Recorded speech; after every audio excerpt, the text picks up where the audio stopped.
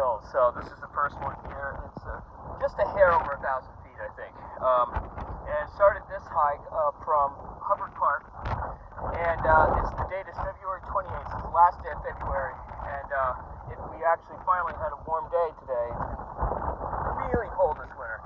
Finally had a warmish day enough to come out and hike something. So really cool. These have been on my list for a while now, and finally knocking these out. At least 2 of them. I don't know if I'm gonna do 3.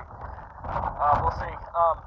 I didn't bring snowshoes with me, which was kind of a dumb move. The snow is not too bad though. It's pretty soft and sticky today. It's just kind of a little bit deep for coming into the higher elevations here. So this is the first peak up there. You can see Sleeping Giant. You can see forever here. You can see the second peak over there, and Castle Craig is over there as well. And then the south peak is over on the other side, and then past that you can see Lamentation and Chauncey Peak over there. So pretty incredible peaks here. Amazing wide open views, and you got these incredible rock formations here. This is molten lava. This was lava millions of years ago, about 100 million years ago.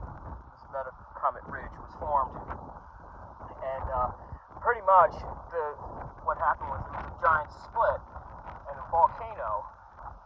This was a volcano, and it split and then turned into molten lava, and then over millions and millions of years this all hardened up, and over those millions of years there was tons of erosion and floods and everything that caused those valleys around it. So, and this is what's left. So originally this whole land was up on this at this elevation, but it was all the valleys and stuff that formed. So the mountains themselves were never formed. This is just the leftovers of the valleys being formed. So technically these aren't even really mountains in the way that traditional mountains are formed. They just are today because they're higher elevation, much higher than what the surrounding elevations are. And just incredible landmarks here in Connecticut that are really hidden in plain sight. These are right around all these major towns and highways that are just going right down in the middle of them. There's even a road up here as well, but there's amazing hiking to be had up here. They're not terribly difficult to climb. They're a little tough today because there's snow, but these are compared to big mountains. These are not hard hikes at all, and not terribly rugged, and the views are outstanding.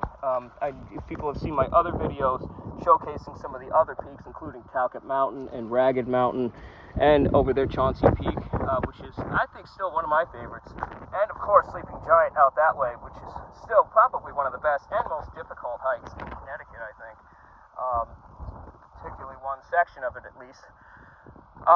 Yeah, this is just such a good hike. It's great to be out here today, and I did discover down in there amazing little backcountry ski snowboard spot there, which would be perfect. It's a little gully that's pretty steep, and I don't think today is the right day necessarily. You can get a few little lines in today, and there've been a couple snowboarders out here, but yeah, just such a cool place.